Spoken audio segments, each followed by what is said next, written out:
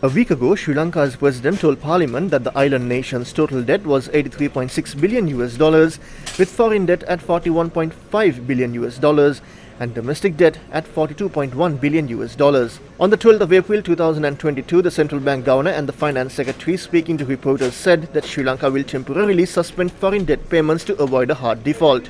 It's been over a year since Sri Lanka decided to suspend foreign debt payments. According to the program implemented by Sri Lanka in collaboration with the IMF, the ability to repay debt has become a key condition for restabilizing the country's economy. For that, it is expected that a significant part of the total amount of debt taken by Sri Lanka will be slashed, while a concessionary program will be introduced for the repayment of another portion of debt. Foreign Minister Alisa Buprisi said Sri Lanka hopes to reduce the debt obligation by at least $14 billion.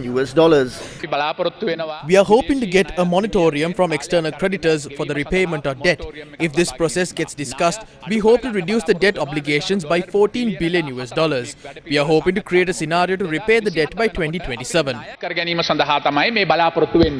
The necessary measures that will be taken with regard to foreign debt are still in the discussion stage. In the meantime, the government has now focused its attention towards domestic debt. According to the governor of the central bank, domestic debt optimization is expected and the necessary measures that are required are still in discussion level. The central bank explained that the measures that would be taken regarding the amount it has borrowed from treasury bills as optimization. Although it can be explained in the sense of optimization, the exact steps that would be taken have not yet been explained. In the meantime, the central bank has announced that there is an opportunity to voluntarily decide and take steps regarding treasury bonds. According to the data presented to the investors by the governor of the central bank and the secretary of the finance ministry in March, by the end of 2022, the government borrowed $11.4 billion through treasury bills. The highest percentage of treasury bills of 62.4% was borrowed by the central bank. The total amount of debt the government borrowed through treasury bonds was $24 billion.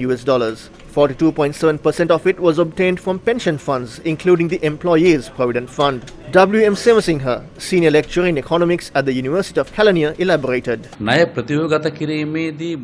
restructuring is basically done in two ways. Extension of time in one way, and the other way is to cut a certain amount of installments and interest for the loan.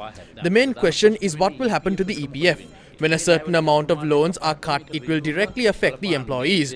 The President said in his speech on May Day that there will be no harm to the members or the beneficiaries of the EPF. But he does not say how there will be no harm. Because now if we cut a certain percentage of the fund that the government has taken as a loan, there is no explanation as to how it will not affect the creditors. About 93% of the money of the Employees Provident Fund has been proposed for lending to the government.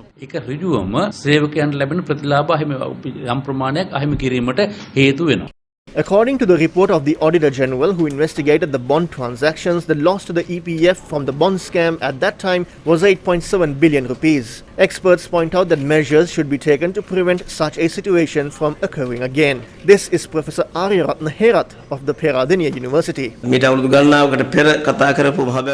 the case of the central bank bond scam that was talked about many years ago, it is actually taking money from a government bank at a very low interest and investing in bonds. It is a 30-year-long bond investment, and there is still a large amount of money that should go to the society and the Sri Lankan economy. In the irregular transaction, we have to pay more, and now as a result, we are unable to pay our domestic debt. That is why even the International Monetary Fund is asking for debt restructuring. Starting the IMF debate, the President gave an assurance in the Parliament and at the United National Party May Day rally on May 1st that he would act in a manner that would not harm the Employees Provident Fund. It should be appreciated.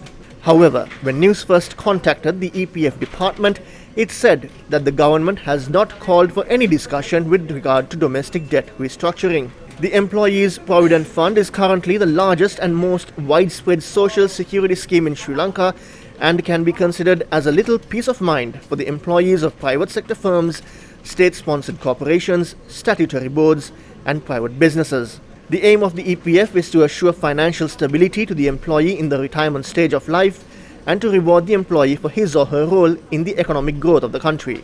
Therefore, isn't it important to make decisions regarding the EPF with a more comprehensive discussion and proper planning?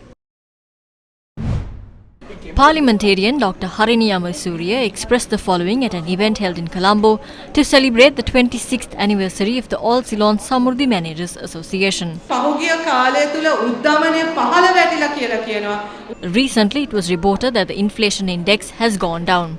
Do you know the reason for this decline? The reason for this is the reduction of our expenditure. People have reduced the amount they eat. They have reduced the amount they spend on education. They have cut down the amount they spend for health. People are not travelling as much as they did before. This cutback of spendings affected the demand in the market, which has eventually affected the inflation index to go down. The reason why there is enough fuel in the market is because we have reduced our consumption.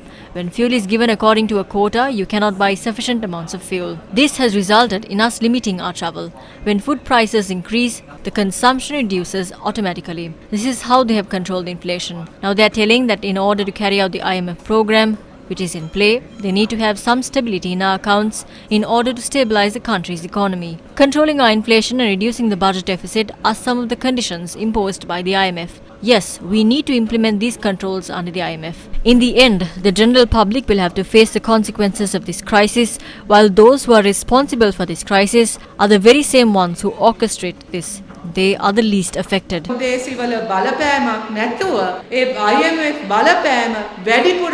වැඩෙන්නේ මේ වර්බෝධයට වග නොකිය යුතු බහුතර ජනතාව මත